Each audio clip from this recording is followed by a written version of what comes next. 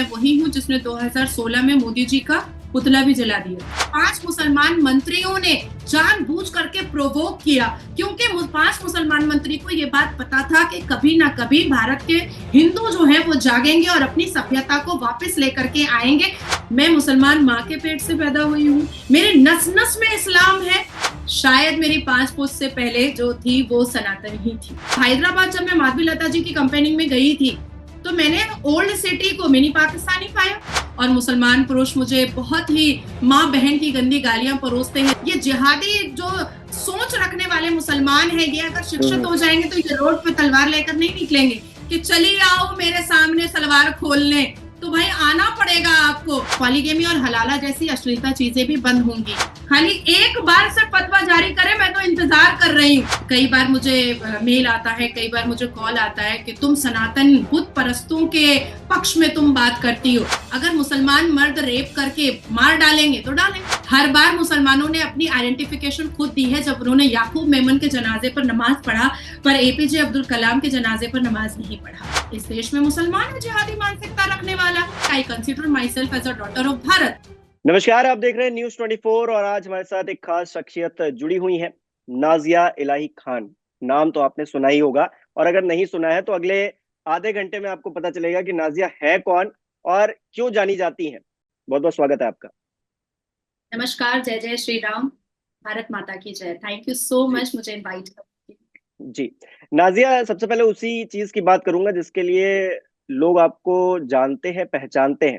एक मुसलमान होने के नाते आप मुस्लिम समाज पर ही सवाल खड़े करती हैं, उन्हीं की खिलाफत करती हैं, तो लोग कहते हैं कि ये सस्ती लोकप्रियता के लिए कर रही हैं।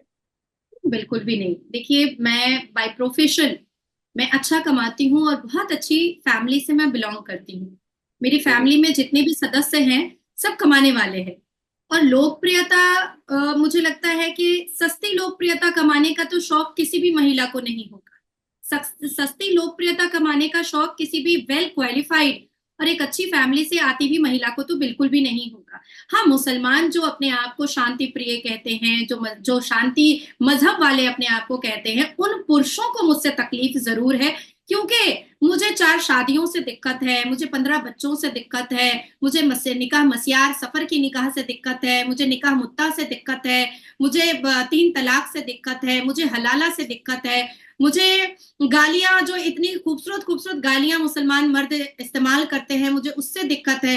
तो उनकी जितनी भी अश्लीलता है और जितनी भी ठरकबाजियां हैं और जितना भी वो अश्लीलता का नंगा नाच कर रहे हैं, जब भी मैं उस बारे में बोलती हूँ तो वो कहते हैं सस्ती लोकप्रियता। भाई, मैं तो फैक्ट के आधार पर बात करती हूँ, और हमेशा बड़े बड़े कारियों को, मुल्लों को मैंने कहा है कि भाई फैक्ट पर अगर आप बात करें, मैं किसी भी तरीके से कहीं पर किसी भी चौराहे पर जगह आप ये चुनिए, मैं आ जाती हूँ कन्फ्रंटेशन के लिए। मुझे कोई दिक्कत नहीं है। मामला तो यहाँ तक आ चुका है कि नेशनल न्यूज डिबेट पर मेरा नाम सुन करके मुल्ला भाग जाते हैं, तो ये तो उनका प्रॉब्लम है, ये तो मेरा प्रॉब्लम नहीं है।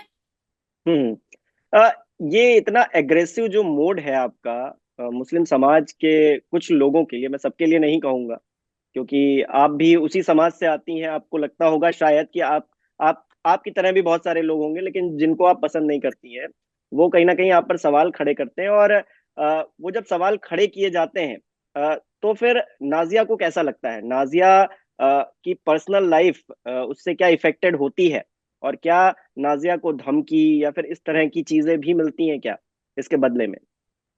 देखिए, मुसलमान पुरुष जो है ना, जो खुद को कहते हैं कि वो बहुत ही शांति प्रिय हैं, वो अल कुरान पर चलते हैं, वो सुन्नत रसूल पर चलते हैं, वो अल्लाह तबारक ताला ने अल कुरान में जितनी बातें लिखी हैं वो उस पर चलते हैं। तो मुझे ऐसा लगता है कि ये जो गंदी गंदी गालियां मुझे परोस परोस करके दिन भर में लाखों गालियां आती हैं, ये तो अल कुरान का हिस्सा नहीं है, ये तो सुन्नत रसूल का हिस्सा नहीं है। तो वाकई में मैं गालियां बहुत सुनती हूँ, और मुसलमान पुरुष मुझे बहुत ही माँ बहन की गंदी गालियां परोसते हैं। जिस तरह से अभी हमने लाइव में देखा है कि माधवी लता को भी हैदराबाद की सड़कों पर माँ बहन की गालियां परोस करके दी गई, तो ऐसी गालियां मैं पिछले 4 साल से सुन रही हूँ। मुझे कोई फर्क नहीं पड़ता है, बिल्कुल भी फर्क नहीं पड़ता है कि कोई व्यक्ति मेरे बारे में कौन से जजमेंटल स्टेटमेंट को डिलीवर कर रहा है अपने मुंह से। मैं सिर्फ इतना जानती हूं कि मेरे परिश्रम जब मैंने किया 2015 से लेकर के 2017 तक, तो सर्वोच्च न्यायपालिका से मैं 3 तलाक बैन करवा पाई। 2019 में मैंने जब पॉलीगेमी और हलाला सर्वोच्च न्यायपालिका में अपनी एसएलपी को मैंने पुटअप दिया, तो मुझे पता है कि वो पॉलीगेमी और हलाला जैसी अश्लीलता चीजें भी बंद होंगी। मैंने जब शिक्षा को प्रमोट करना स्टार्ट किया और मैंने अल कुरान के रेफरेंसेस दिए कि अल कुरान में पहला वर्ड इकरा का आया है, तो हमें शिक्षित होना चाहिए, तो मुझे लगता है कि मैं जितनी भी बातें कर रही हूँ वो इस्लाम के दायरे में कर रही हूँ। हाँ, जो लोग ये कहते हैं शांति मजहब वाले कि अरे बच्चे तो अल्लाह की देन है, अल्लाह और प्यारे नबी ने बताया है कि अगर तुम चूल्हे पर रोटियां सेक रही हो और तुम्हारा शौहर, तुम्हारा खाविन तुमको पुकार रहा है कि चली आओ मेरे सामने सलवार खोलने, तो भाई आना पड़ेगा आपको। तो मैंने कहा कि अगर अल्लाह की देन है तो भाई निकाह से पहले भी प्यूबर्टी होने के बाद से बच्चा हो जाना स्टार्ट हो जाना चाहिए। तो ये सारी अश्लीलता को मैं बोलती हूँ, बोलती रहूंगी, और कोई मुझे इनकार या मुझे कोई रोक नहीं सकता है। और फतवा वगैरह से नादिया इलाही खान नहीं डरती है, बिल्कुल नहीं डरती है। फतवा जारी हुआ है आपके खिलाफ? नहीं, हिम्मत नहीं पैदा हो रही है, हिम्मत नहीं पैदा हो रही है, और मुझे लगता है हिम्मत होगी भी नहीं। खाली एक बार से फतवा जारी करे, मैं तो इंतजार कर रही हूँ।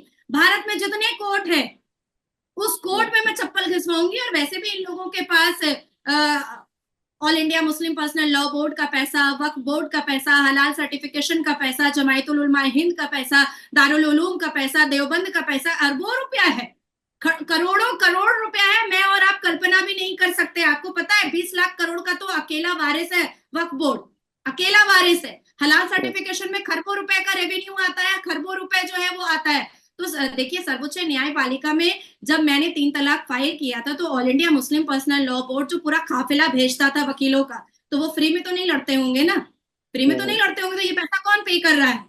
या तो ये पैसा किसी जिहादी ऑर्गेनाइजेशन से बाहर देश से आ रहा है, पाकिस्तान से आ रहा है, और या तो आप जैसे सनातनियों को बेवकूफ बना करके जो हलाल सर्टिफिकेशन का धंधा चल रहा है, और कांग्रेस की छाती पर मूंग दल करके कांग्रेस ने जो दिया है वक्फ बोर्ड को संपत्ति, उसी से वो पैसा आ रहा है और जिहादियों को बचाने की कोशिश की जा रही है।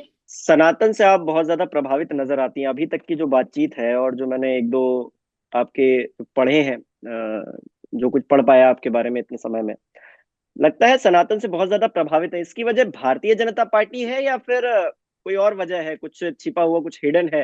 देखिए, मैंने कभी भी भारतीय जनता पार्टी से कभी ना कोई पद मांगा, ना कोई पोजीशन मांगा, और ना ही मैं बड़े बड़े नेता मंत्रियों के साथ बैठ करके फोटो खिंचाने की शौकीन हूँ, बिल्कुल नहीं। मुझे अगर सेंट्रल पार्टी ऑफिस में जाना पड़ता है और अगर उसी वक्त मुझे जनता का फोन आ जाता है, तो मैं जनता की तरफ चली जाती हूँ, लेकिन मैं पार्टी ऑफिस जाकर के फोटोबाजी के चक्कर में बिल्कुल नहीं रहती हूँ। देश की सेना जब बॉर्डर पर लड़ रही होती है तो वो देश के हित में लड़ रही होती है। उसी तरीके से I consider myself as a daughter of Bharat. मैं इस भारत की भूमि को अपनी मातृभूमि मानती हूँ और अपनी माँ का दर्जा देती हूँ, तो मैं अपनी मातृभूमि के लिए ये काम कर रही हूँ। हाँ, जरूर आपने ये बात सही कहा है। और जितने भी शांति दूत वाले हैं, जब ये कहते हैं, कई बार मुझे मेल आता है, कई बार मुझे कॉल आता है कि तुम सनातन बुत परस्तों के पक्ष में तुम बात करती हो, तो मेरा कहना यह है कि अल कुरान में जब हमने पढ़ा कि अशहदु की उंगली उठी प्रॉफेट मोहम्मद सल्लल्लाहु अलैहि वसल्लम की, तो पहाड़ रुक गया। प्रॉफेट ने उंगली उठाया तो चांद के 2 टुकड़े हो गए। प्रॉफेट जो है मछली के पेट में जिंदा रह गए। प्रॉफेट जो है वो कुएं में कई बरसों साल जिंदा रह गए। आदम अलैहिस्सलाम ऐसा रोए कि झरना और नदी बन गई। तो जब ये मिरेकल हम सच मान सकते हैं, तो हनुमान जी ने सूरज निगल लिया, ये भी तो हम सच मान सकते हैं, इसको भी तो मान सकते हैं। हमारा अल कुरान कहता है लकुम दीनकुम वलिय दीन, तुम अपने धर्म की इज्जत करो और दूसरों को उसके धर्म की इज्जत करने दो, तो मैं करने दे रही हूँ। और जब मैंने श्रीमद् भगवत गीता पढ़ी, तो उसमें तलाक जैसी बातें नहीं लिखी हुई थी, उसमें एज ऑफ प्यूबर्टी जैसी बातें नहीं लिखी हुई थी, उसमें 6 साल की बच्ची को लड़की समझने की का मशवरा नहीं दिया गया था, उसमें 12-12 बीवियां रखने की बातें नहीं कही गई हैं। तो इसलिए मैंने कहा कि श्रीमद् भगवत गीता मेरे अल कुरान से ज्यादा खूबसूरत है। बिल्कुल खूबसूरत है, इसमें कोई दो राय नहीं है। मैं रोड पे, चौराहे पर, सड़क पर, नेशनल न्यूज पर, हर जगह बोलती हूँ। अच्छा, जब आप ये कंपैरिजन करती हैं तो आपको कहीं अंदर से झिझक महसूस नहीं होती है कि कोई हो सकता है इस बात को गलत तरीके से इंटरप्रेट करे और उसके बाद उसका खामियाजा आपको भुगतना पड़े? देखिए, जब हम अरबी में, मेरा कमांड 8 लैंग्वेजेस पर है और बहुत प्रॉपर है, लिखना हम्म। पढ़ना बोलना मैं 8 लैंग्वेजेस जानती हूँ। 2 ठीक लैंग्वेज है। अभी सीखने की कोशिश कर रही हूँ। जब हम अरबी में खुदा लिखते हैं तो ऊपर नुक्ता होता है तो खुदा होता है, और नीचे नुक्ता होता है तो जुदा होता है। तो मुसलमान घर की बेटी, मुसलमान माँ के पेट से पैदा हुई बेटी को अगर मुसलमान मर्द रेप करके मार डालेंगे तो डालें, एक जान है, अल्लाह रखे या बंदा चखे, मुझे कोई फर्क नहीं पड़ता है, लेकिन सत्य को सामने लेकर आना बहुत जरूरी था। देखिए, कोई नहीं जानता था कि अल कुरान के कौन कौन से सूरतों में, कौन कौन सी आयतों में, कौन कौन से पारे में, कौन कौन से वर्सेस में कैसी कैसी जिहादी बातें लिखी हुई हैं, ये कोई नहीं जानता था। और गाहे बगाहे अगर कोई भी इंटेलेक्चुअल हो या कोई भी बहुत लिटरेट इंसान हो जो बहुत सारे धर्मों की किताब को पढ़ा हो, अगर वो बोलता था तो उसको बैन करवा दिया जाता था। तो मुझे ये चीजें बहुत तकलीफ देती थी कि अरे सच बोलने में भी बैन, सच बोलने में भी गालियां, सच बोलने में भी आपको आपको ट्रोल करना। तो इसलिए मुझे लगा कि अब मैदान में उतरना बहुत जरूरी है और सत्य के बातों को और सत्य के आधार पर इसको रखना बहुत जरूरी है। तो इसलिए मैं अपनी जितनी भी बातें रखती हूँ वो सूरत नंबर, आयत नंबर, वर्सेस नंबर, कुरान के पारा नंबर, अरबा में है, निस्फ में है, सलासा में है, कहाँ पर है, वो मैं बोल करके, पढ़ करके, अरबी की सूरतों को पढ़ करके रखती हूँ। अच्छा, जब ये कहा जाता है कि भारत में हिंदू खतरे में है या मुसलमान खतरे में है, तो मैं आपसे जानना चाहूंगा कि खतरे में कौन है, असल में खतरे में कौन है? देखिए, असल में खतरे में भारत की तमाम महिलाएं हैं, तमाम महिलाएं हैं। वो इस तरह से है कि मैंने ये अपने आप को वोकल और मैंने अपने आप को रोड पर इसलिए उतारा क्योंकि कहीं ना कहीं मुझे ऐसा लग रहा था कि आजादी के वक्त में 7 करोड़ मुसलमान थे और धीरे धीरे 20 करोड़ मुसलमान हो गए। और गाहे बगाहे आप लोग भी छाती पीटते हुए मुल्लाओं को अपने डिबेट में देख ही लेते होंगे कि हम तो 20 करोड़ हैं, हम तो 20 करोड़ हैं, देख ही लेते होंगे। मुझे डर इस बात का पैदा हुआ कि अगर वाकई में, क्योंकि अब सेकंड मेजोरिटी आ गई, अब इनको तो माइनॉरिटी का हिस्सा होना ही नहीं चाहिए, ये तो सेकंड मेजोरिटी हो गई है, अब इसके आगे अगर इनकी पॉपुलेशन बढ़ती है तो वो सनातनी बेटियां हो, वो क्रिश्चियन बेटियां हो, वो यहूदी बेटियां हो या वो मुसलमान बेटियां हो, उनकी जिंदगी बर्बाद हो जाएगी। जिस तरह से पाकिस्तान की महिलाओं की जिंदगी बर्बाद हो रही है, जिस तरह से अफगानिस्तान में महिलाओं को एक काले टेंट में रखा जाता है, पिछले कुछ साल में अगर आप जाइए तो ईरान में बच्चियों को सिर्फ इसलिए मारा कूटा जाता था क्योंकि वो हिजाब नहीं पहनती थी। तब वहां पर एक पूरा का पूरा प्रदर्शन स्टार्ट हुआ कि भाई मस्जिदें खाली होती चली गई कि यह डिक्टेटरशिप नहीं चलेगा। तो सुन्नी मुसलमानों में एक डिक्टेटरशिप आज से नहीं है, 1450 साल से ये डिक्टेटरशिप है। देखिए, हमारे अल कुरान में बनी इजराइल का जिक्र है, हमारे अल कुरान में बीबी मरियम अलैहिस्सलाम का जिक्र है जिसको क्रिश्चियन मदर मेरी बोलते हैं, हमारे अल कुरान में यहूदियों का जिक्र है, हमारे ही अल कुरान में इब्राहिम अलैहिस्सलाम बुतों को तोड़ते हुए नजर आ रहे थे। ये अल कुरान के पारा की बातें मैं बता रही हूँ। तो ये देखिए, ये डिक्टेटरशिप कोई नया नहीं पैदा हुआ है। जिस मजहब की किताब को मदरसे में पढ़ाया जाता है, जिस मजहब की किताब को खुतबे में सुनाया जाता है, जिस मजहब की किताब पर मुसलमान पुरुष चलते हैं, उस मजहब की किताब में ये सारी चीजें, ये सारी जिहादी एक्टिविटीज, ये सारी अश्लीलता की एक्टिविटीज लिखी हुई है। तो मैं डरती इस बात से हूं कि अगर मुस्लिम मेजोरिटी और ज्यादा बढ़ गई तो भारत की सभी बेटियां वो बर्बाद हो जाएंगी। इसलिए मुस्लिम मेजोरिटी को और मुस्लिम पॉपुलेशन को अब कंट्रोल करने की बहुत ज्यादा जरूरत आ गई है, और या तो फिर इस्लामिक कानून को सही से खत्म और वैनिश करने की जरूरत आ चुकी है। अच्छा, तो आप ये कह रही हैं जनसंख्या नियंत्रण स्पेशली मुस्लिम समाज के लिए जरूरी है? स्पेशली मुस्लिम समाज के लिए जरूरी है। अब आप तो आफ्ताब बन करके बोटियां करके फ्रिज में रख नहीं रहे हैं। नासिर खान की तरह तो कोई सूजन जॉर्डन का बलात्कार गाड़ी में दबोच के कर नहीं रहा है। लारे भाशमी की तरह तो कोई जाकर के नारे तकबीर अल्लाह अकबर पर गला रेत नहीं रहा है। आपने कभी किया अपमाने राम की एक ही सजा सर धड़ से जुदा, आपने ऐसा कोई नारा लगाया क्या? हिंदू धर्मों के लड़कों को तो मैं नहीं देखती हूँ। गुस्ताखे रसूल की सजा यो सरतन से जुदा मुसलमान ही करते हैं। तेरा मेरा रिश्ता क्या, ला इलाहा इल्लल्लाह, ये तो अलीगढ़ मुस्लिम यूनिवर्सिटी से ही निकलता है और तो कहीं से निकलता नहीं है। तो जिहादी मानसिकता रखने वाला कौन है इस देश में? इस देश में मुसलमान है जिहादी मानसिकता रखने वाला। तो इन लोगों को आइडेंटिफाई कैसे किया जाएगा? आप बताइए, क्योंकि भारतीय जनता पार्टी में की 10 साल से गवर्नमेंट है, इसको लेकर क्या किया गया है? इस चीज को, जिस चीज की आप बात कर रही हैं, आप किस बात से इंस्पायर होकर भारतीय जनता पार्टी में आई हैं कि ये जिन चीजों का आप जिक्र कर रही हैं उसमें क्या बदलाव हुआ है पिछले 5 साल में? क्योंकि आप अगर मैं गलत नहीं हूँ, 2018 से आप भारतीय जनता पार्टी से जुड़ी हुई हैं, तो पिछले 5-6 साल में आपने क्या बदलाव इस चीज में देखा है? देखिए, मैं बहुत ब्लंट ये बात आपको बताना चाहूंगी कि मैं वही हूँ जिसने 2016 में मोदी जी का पुतला भी जला दिया था और कहा था मोदी हटाओ देश बचाओ, और सरे बाजार मैंने ये काम किया था। पर 2015 में जब मैंने सर्वोच्च न्यायपालिका में 3 तलाक का पिटिशन फाइल किया, और जिस हिसाब से मोदी जी के नेतृत्व में 3 तलाक पर इतना खूबसूरत कानून बना, और जैसे जैसे मैंने उनकी योजनाओं को देखा और समझा, आकर्षित होकर के और उनको पिता स्वरूप मान करके मैंने भारतीय जनता पार्टी 2018 4 जनवरी को मैंने ज्वाइन कर लिया। लेकिन कभी भी पार्टी कार्यालय में वक्त गुजारना या पार्टी कार्यालय में जा करके वहां की मीटिंग में बैठना, ये मैंने कभी नहीं किया है। मैं देश के प्रति अपने आप को समर्पित की हूँ। हाँ, ये जरूर है कि भारतीय जनता पार्टी की तरफ से अब तक ऐसी कोई राजनीति या ऐसा कोई मुद्दा नहीं उठा है कि ऐसे जिहादी एक्टिविटीज को बंद किया जाए। इस मामले में उत्तर प्रदेश की योगी सरकार बहुत एक्टिव रही है, और मैं जब भी उत्तर प्रदेश जाती हूँ मैं योगी सरकार को और योगी सरकार जी के नेतृत्व को मैं बहुत अप्रिशिएट करती हूँ। जिस तरह से उन्होंने लव जिहाद एक्ट लाया, जिस तरह से उन्होंने रोमियो एक्ट लाया, जिस तरह से उन्होंने ये एक आश्वासन बेटियों को दिया, हर धर्म की बेटियों को, कि यहाँ छेड़ोगे और दूसरे चौराहे में यमराज मिलेगा। मुझे ऐसा लगता है कि भारतीय जनता पार्टी और मोदी जी के नेतृत्व में ऐसा एक स्लोगन आना चाहिए। पर जिस तरह से एक नया कानून 1 जुलाई से आने वाला है, उससे मुझे बहुत सारी अपेक्षाएं हैं।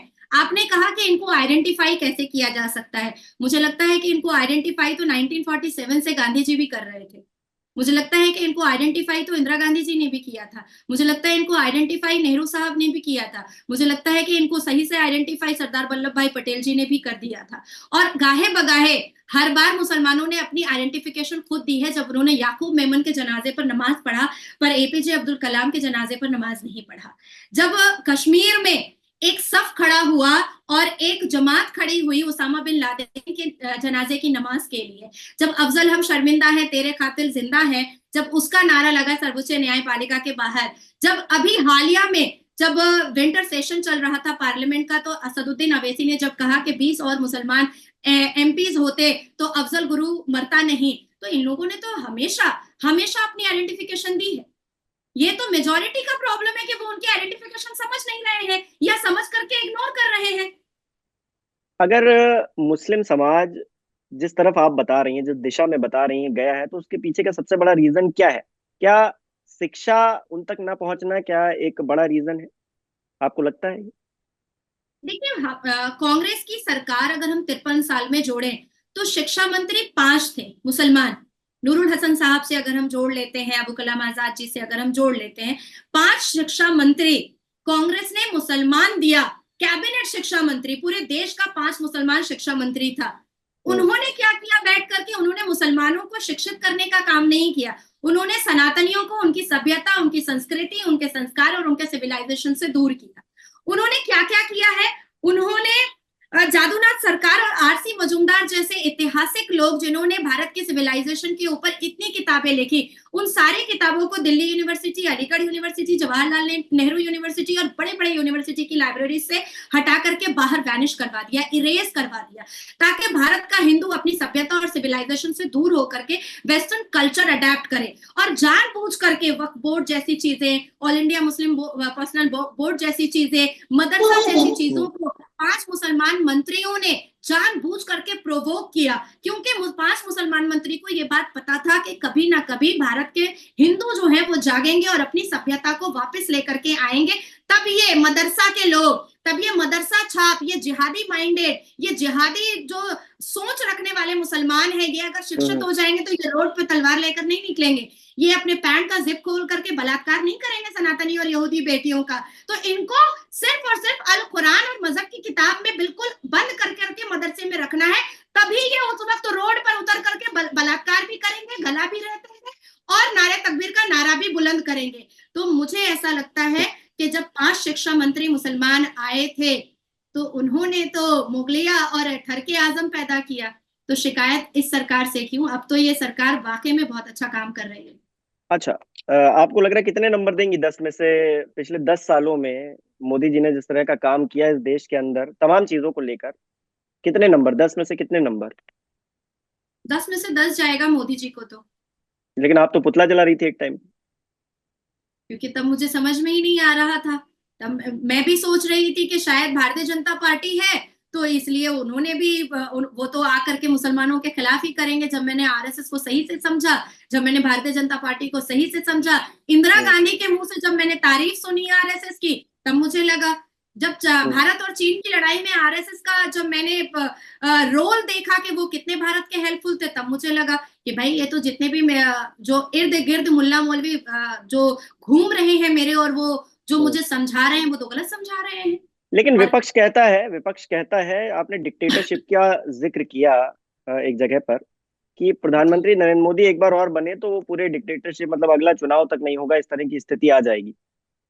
देखिए, डिक्टेटरशिप इमरजेंसी को कहा जाता है, डिक्टेटरशिप साधु स्लॉटर को कहा जाता है, डिक्टेटरशिप भारत के दो टुकड़े को करना कहा जाता है, डिक्टेटरशिप प्रेस मीडिया को बंद करवा देना जो इमरजेंसी के वक्त में इंदिरा गांधी जी ने किया था उसको कहा जाता है। 1980 में कांग्रेस दोबारा जीत करके आई थी, 9 राज्य सरकार अपोजिशन की थी, उस 9 राज्य सरकार को उन्होंने खत्म कर दिया था और केंद्र में खड़े होकर के पार्लियामेंट में कहा था कि आपकी सरकार केंद्र में नहीं है और आप कुछ केंद्र में नहीं है, इसलिए आपको राज्यों में भी रहने की जरूरत नहीं है। मुझे अभी अभी हालिया में अरविंद केजरीवाल साहब का जब बेल हुआ कैंपेनिंग के लिए, तो मेरी आंखों में आंसू आ गया था। और मुझे भारत के न्यायपालिका पर मुझे बड़ा अफसोस लगा, बहुत अफसोस लगा। इसलिए लगा क्योंकि राजनाथ सिंह जी जब इमरजेंसी के वक्त में लॉकअप में थे और उनकी मां का निधन हुआ था, मृत्यु हुई थी, तो वो अंतिम संस्कार के कार्यों के लिए भी इंदिरा गांधी जी उनको निकलने नहीं दी थी। और अरविंद केजरीवाल जैसे लेकिन आप चोर तो को,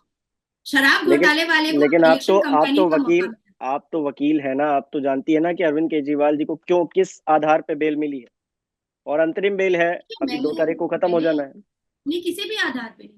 ह्यूमन राइट्स कोई आधार नहीं था उनके पास, उसके बाद कॉन्स्टिट्यूशनल राइट कोई आधार नहीं था उनके पास, उसके बाद हम्म, आईपीसी सीआरपीसी का आधार कोई आधार नहीं था उनके पास। उनको हम्म, सिर्फ इस वजह से बेल मिली है जो सर्वोच्च न्यायपालिका ने साफ लिखा है अपने जजमेंट पे, कि वो एक हम्म, मुख्यमंत्री है, इसलिए उनको कंपेनिंग के लिए बेल दिया जा रहा है। इसके हम्म, अलावा तो कोई आधार कोई आर्टिकल कोई आईपीसी की धारा उन्होंने तो बताया नहीं, अच्छा, कुछ भी नहीं बताया। ये वोट जिहाद क्या है? सलमान खुर्शीद की भतीजी ने वोट जिहाद का जिक्र किया, ये क्या है वोट जिहाद? आपको कुछ समझ में आता है? हाँ, बिल्कुल समझ में आता है, जैसे लव जिहाद है। देखिए, बलात्कार इज अ पार्ट ऑफ जिहाद, हम्म, लव जिहाद इज अ पार्ट ऑफ जिहाद, murder is a part of जिहाद, हम्म, प्रदर्शन is a hmm, part of jihad, to hmm, support terrorist and terrorism minded people is a part of jihad। ये सारी चीजें जिहाद का पार्ट है। उसी तरीके से वोट जिहाद भी एक जिहाद का पार्ट है। अब देखिए, हम्म, उन्होंने सिर्फ इतना नहीं कहा कि वोट जिहाद करना पड़ेगा, उन्होंने जिहाद की परिभाषा भी बिल्कुल सही तरीके से समझाया, क्योंकि वो भी मुसलमान है, बिल्कुल पक्की मुसलमान है भाई। सलमान खुर्शीद के घर में मैंने मैंने कई बार मैं गई हूँ, क्योंकि एज अ जूनियर मैंने उनके साथ काम किया है एक हफ्ता। हम्म, हम्म, 22 नंबर फिरोज शाह रोड में मैं जाया आया करती थी। तो हम्म, देखिए, उन्होंने ये भी साथ साथ कहा है कि जो कोई भी भारतीय जनता पार्टी को वोट करेगा उसका हुक्का पानी बंद करवा देना है। और अल कुरान में इब्राहिम अलैहिस्सलाम को जब आप पढ़िएगा, तो उन्होंने बुतों को तोड़ने के बाद ये कहा था कि ये जो बुत परस्ती है और ये लोग जो बुत बनाते हैं, ये दिमागी इल्यूजन है, ये दिमागी इल्यूजन है। जब कुरान में आप सूरह नंबर 5 आयत नंबर 9 पढ़िएगा, तो उसमें भी लिखा हुआ है कि जहां जहां आप बुत परस्तों को देखें, वहां वहां हम्म, उसको पकड़े और मारें। हम्म, उसके बाद फिर आप अल कुरान के आप सूरह नंबर 8 आयत नंबर 12 में आप जाइएगा, तो वहां पर भी ये साफ लिखा हुआ है कि किसी भी और धर्म की पूजा पाठ वो हम्म, गलत है, उसको नहीं करना है, उनको खत्म करना है और इस्लाम को मनवाना है। आप चले जाइए मुगल पीरियड, आप औरंगजेब में चले जाइए, उसने मॉडर्न जजिया लगाया था। क्यों लगाया था? मॉडर्न जजिया लगाते वक्त उसने कहा था कि जिन जिन लोगों को अपने धर्म की पाठ पूजा करनी है, अगर शांति से करना है तो फिर हमें मॉडर्न जजिया देना पड़ेगा, ये हम्म, औरंगजेब ने कहा था। तो सेम हम्म, सेम सलमान खुर्शीद की भतीजी ने कहा है। और वोट हम्म, जिहाद का मतलब यही होता है कि सनातन धर्म के मानने वाले जिस पॉलिटिकल पार्टी को सपोर्ट करते हैं, वहां से वोट को काट करके मुसलमान मजहब के मानने वाले पॉलिटिकल पार्टी को वोट करवाना है। दिस इज वोट जिहाद। और ये कुछ लोग बोलते हैं गजवाए हिंद कर देंगे। उसको लेके दारुल क्या उलूम कहेंगे? बोलता है, देवबंद बोलता है, इसमें डरना हम्म, किस बात का है? नहीं, देखिए, मैं तो पूछ रहा हूँ आपका क्या पॉइंट ऑफ व्यू है इस पे? देखिए, देवबंद और दारुल उलूम और मदनी साहब जब भी अपने मुंह से कुछ निकालते हैं, अभद्र ही निकालते हैं, अश्लील हम्म। ही निकालते हैं, भारत के विरोध में ही निकालते हैं। और महिलाओं के लिए तो बहुत ही अश्लीलता की शब्दावली वो इस्तेमाल करते हैं। मुझे हम्म। याद है कि देवबंद दारुल उलूम से 2022 में एक फतवा जारी हुआ था जिसमें उन्होंने कहा था कि बाप और बेटी अकेले घर में ना रहे, नहीं तो बाप का नफ्स जो है वो बहक सकता है। भाई और बहन अकेले घर में ना रहे, नहीं तो भाई बहन का बलात्कार कर देगा। बाप और बेटी एक प्लेट पर खाना ना खाए, नहीं तो वो गलत दिशा में चला जाएगा, बाप बाप की नीयत बिगड़ सकती है। उसके बाद फिर अभी 2023 के एंड में, 2024 के स्टार्टिंग में उन्होंने गजवाए हिंद कह दिया, ऐलान कर दिया था। उसके बाद फिर अभी देखिए 4 दिन पहले दारुल उलूम देवबंद ने कहा कि भाई मुसलमान बेटियां जो हैं वो दारुल उलूम में एंटर नहीं कर सकती हैं, क्योंकि वो रील्स बना करके बाहर भेजती हैं।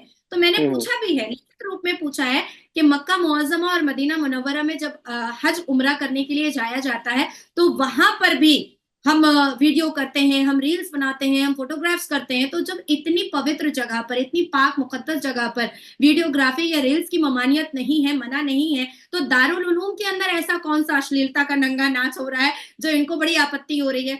देखिए 1947 से लेकर के 2024 तक मुसलमान इस अपेक्षा में अब तक लगे हुए हैं कि इस भारत को भी इस्लामिक देश बनाया जाए। और यही वजह है कि ये ढेर सारे बच्चे पैदा कर रहे हैं, ये अपनी पॉपुलेशन बढ़ा रहे हैं, ये गाहे बगाहे तेरा मेरा रिश्ता ला इलाहा इल्लल्लाह का नारा लेकर के खड़े हो जाते हैं। तो अभी अभी भी देखिए असदुद्दीन अवैसी, वो रजाकार के फौज के आखिरी चश्म चिराग है, वो तो हम्म। रजाकार ही है। और जो हैदराबाद, जब मैं माधवी लता जी की कंपेनिंग में गई थी, तो मैंने ओल्ड सिटी को मिनी पाकिस्तान ही पाया, बिल्कुल मिनी पाकिस्तान पाया। जैसे मैं पाकिस्तानी चैनल पर बैठती हूँ तो वहां पर हलाला सेंटर के बारे में बात होती है, उसी तरीके से चार मीनार पर ओल्ड सिटी में हलाला सेंटर है हैदराबाद में। अच्छा, कुछ लोग ये कहते हैं कि नाजिया जी को इतनी तकलीफ है अगर मुस्लिम से, मुस्लिम समाज के लोगों से, तो फिर हिंदुइज्म में क्यों नहीं कन्वर्ट हो जाती हैं? वो हिंदू हिंदू बन जाए, उनको बहुत पसंद भी है सनातन, तो उसी में आ जाए वो। नहीं, मुझे तो अपने इस्लाम में बीबी खदीजा रजी अल्लाह ताला अन्हु भी बहुत पसंद है। मुझे अपने इस्लाम में बीबी आयशा बहुत पसंद है, बीबी फातिमा रजी अल्लाह ताला अन्हु भी बहुत पसंद है, बीबी मरियम अलैहिस्सलाम भी बहुत पसंद है, बीबी सफिया भी बहुत पसंद है, बीबी जैनब भी बहुत पसंद है। मैं तो अपने अल कुरान में महिलाओं के एम्पावरमेंट को इतना पढ़ चुकी हूँ कि हर जगह आयतों के साथ मैं बताती हूँ कि वाई ओनली प्रॉफिट मोहम्मद सल्लल्लाहु अलैहि वसल्लम, वाई नॉट खतीजा, बीबी खतीजा। मैं हम्म। मुसलमान औरत हूँ तो मैं मुसलमान औरत हो करके बीबी खतीजा को फॉलो नहीं कर सकती हूँ क्या? हम्म। बीबी मरियम हम्म। को फॉलो नहीं कर सकती हूँ? अब रही बात हम्म। कि आपने कहा कि हिंदू में कन्वर्ट क्यों नहीं हो जाती हूँ, मैं कैसे हो सकती हूँ हिंदू में कन्वर्ट? मैं मुसलमान माँ के पेट से पैदा हुई हूँ, मेरे नस नस में इस्लाम है। ये गलती तो मैं नहीं कर सकती हूँ, और हर धर्म को अपने धर्म में रहना चाहिए। नहीं, क्योंकि आप आरएसएस से बहुत प्रभावित है, आपने बताया आरएसएस को बहुत पढ़ा, आपने समझा, तो आरएसएस वाले तो ये कहते हैं कि सभी हिंदू हैं, और एक टाइम पे सभी हिंदू हुआ करते थे, वो तो धीरे धीरे करके आप जो है इस्लामिक उसमें मतलब आ गए, उनकी मान्यताओं को मानने लगे या फिर उस तरह से। तो आप, अगर आपकी घर वापसी हो जाएगी तो क्या ही तकलीफ है फिर? देखिए मैंने जब ये काफी मैं कंट्रोवर्सी में आई थी, तो मैंने अपने अब्बू को बैठ करके ये बात मैंने उनसे पूछा था कि मेरे दादा का नाम पता था, ग्रेटेस्ट ग्रैंडफादर का मुझे नाम पता था, पर ग्रेट टू ग्रेटेस्ट ग्रैंडफादर का नाम मुझे नहीं पता था। तो वो हम्म। भी थोड़ा सा मतलब हिल गए मेरे अब्बू, हम्म। और वो भी थोड़ा सा चौंक गए, कहे हाँ ये तो मुझे भी नहीं पता है। तो हम्म। मुझे भी ऐसा लगा कि शायद मेरी 5 पुश्त से पहले जो थी वो सनातन ही थी, हम्म। शायद। आई एम नॉट श्योर, लेकिन जिस तरह से मेरे घर के बड़े बुजुर्ग नहीं बता पा रहे हैं, तो मुझे ऐसा लगता है कि शायद कोई चौधरी या चौहान ही होगा, शायद कोई चलिए, ठाकुर ही होगा। अब ठीक है। अब लेकिन अब अब जो, जिस धर्म में मैं आज मजहब को मैं मान चुकी हूँ, जिस हम्म। मुसलमान माँ के पेट से मैं पैदा हो चुकी हूँ, हम्म। उसी उसी मजहब के दायरे में रहते हुए मुझे हम्म। अपने मजहब की बेटियों को जागरूक करना है, उनको हम्म। रिफॉर्म करना है। और जहां जहां पर भी कुप्रथाएं हैं और हम्म। अश्लीलता है, ठड़कबाजियां हैं, मैं उसको हम्म। सामने लेकर के आती रहूंगी। देखिए सनातन धर्म में सती प्रथा था, आप लोग खिलाफ हुए, आप लोगों ने बंद किया। हम्म। आपके यहाँ चाइल्ड मैरिज था, आप लोग हम्म। खिलाफ हुए, आपने बंद अच्छा, किया। अच्छा, अच्छा, ठीक है। इस्लाम में आज की तारीख में सबसे खराब चीज जो अभी के अभी आज आप पाए तो उसे बंद कर दें, ऐसी कौन सी चीज है जो आप चाहती हैं? चार शादी। मेरा सर्वोच्च न्यायपालिका कॉन्स्टिट्यूशन बेंच में लगा हुआ है पॉलीगेमी हम्म। और हलाला बैन बैन करने के लिए। मेरी अच्छा, मेरी काफी हियरिंग हो चुकी है। ठीक है। आज की तारीख में मुस्लिम महिलाओं को ऐसा कौन सा कदम उठाना चाहिए जिससे वो आगे बढ़ सके, और जिस तरह से देश विकास के पथ पर आगे बढ़ रहा है उसमें अपनी भूमिका को उस लिहाज से अदा कर सके, क्या करना चाहिए उन्हें? एक मोर्चा खोलना चाहिए, एक मुहिम चलानी चाहिए कि मुसलमान घर की बेटियों की शादी तब तक नहीं होगी जब तक वो ग्रेजुएट पास ना कर ले। अच्छा, उनका मतलब निकाह कोई शिक्षा, नहीं करा सकता। शिक्षा बहुत जरूरी चीज है। शिक्षा, क्योंकि ठीक। सच्चर कमीशन की रिपोर्ट अभी भी वहीं की वहीं पड़ी है। हम अभी हम्म, भी दलितों से पीछे हैं शिक्षा में। ठीक है। अब कुछ नेताओं के नाम हैं, उनके नाम लूं उससे पहले मैं, सबसे बेहतरीन नेता आपको कौन सा लगता है देश में? मोदी जी। उनके अलावा? योगी जी। उसके अलावा? उसके अलावा अमित शाह जी। आपने बिल्कुल तो बिल्कुल टॉप चाणक्य लीडरशिप है। आपने तो टॉप लीडरशिप गिनवा दी, इसके अलावा बताइए मतलब। मैं क्या आ, करूं, मैं उन्हीं लोगों को आइडियल मानती हूँ, मैं उन्हीं लोगों को अपना मतलब आइडियल लेकर के चल रही हूँ, तो मैं क्या कर सकती हूँ। अच्छा, चलिए ठीक है। ममता बनर्जी के बारे में क्या कहें? हिटलर और डिक्टेटरशिप। ओवैसी जी? रजाकार। और राहुल गांधी? पप्पू। ये तो मतलब उनको चिढ़ाने के लिए आपने बोल दिया, लेकिन नहीं नहीं, उनके बारे अभी में अच्छा। देखिए फिफ्टी नहीं, ये सिक्स पप्पू ईयर्स का क्या में मतलब है? आप पप्पू का क्या सुनिए मतलब है सुनिए, मतलब? मैं व्हाट अभी इज बता पप्पू? रही हूँ। हम्म। आप 56 ईयर के हो गए राहुल बाबा। हम्म। अभी रायबरेली में 4 दिन पहले सोनिया एंटोनियो जी ने फिर से उनको लॉन्च किया है, फिर से तो भारतवासियों के सुपुर्द किया है। अब नहीं, बोलिए, तो वो तो अब नेता भावुक वो अपील क्या भी करते भारत हैं की तो उसमें। जनता को संभालेंगे? भारत की जनता को उनको संभालना पड़ रहा है, और ये हम नहीं कह रहे हैं, ये सोनिया एंटोनियो खुद कह रही हैं। नहीं, तो जनता वोट देती है, जनता सर्वोपरि है इस देश के अंदर, ये किसने कहा? तो प्रधानमंत्री नरेंद्र मोदी भी कहते हैं कि जनता सर्वोपरि है। वही सबको अब वो चुन तो सुपुर्द जनता ही रही करेंगे, है वो ना। सुपुर्द करेंगे, कितनी बार और लॉन्च करेंगी उसको? अब तो वो ज़ईफी में आ चुका है। हिमंता बिश्वा शर्मा? Firebrand. तो ऐसे नेताओं की जरूरत है मतलब भारतीय जनता पार्टी में और देश के अंदर, जो इस तरह की बयानबाजी मतलब इतना उग्र होके अपनी बातों को रखें। देखिए मुझे ऐसा क्योंकि लगता है विपक्ष कि योगी कहता है ऐसा महाराज नहीं जी, है। नहीं मुझे ऐसा लगता है योगी महाराज जी, पुष्कर धामी जी और हेमंता बिस्वा शर्मा, ऐसे 3 चीफ मिनिस्टर अगर 30 और हो जाए तो मुझे ऐसा लगता है कि भाई देश का भला हो जाएगा। 30 ऐसे नेता और होने चाहिए भारत में। चलिए, बहुत बहुत शुक्रिया नाजिया जी, आपका जुड़ने के लिए, इतना वक्त देने के लिए।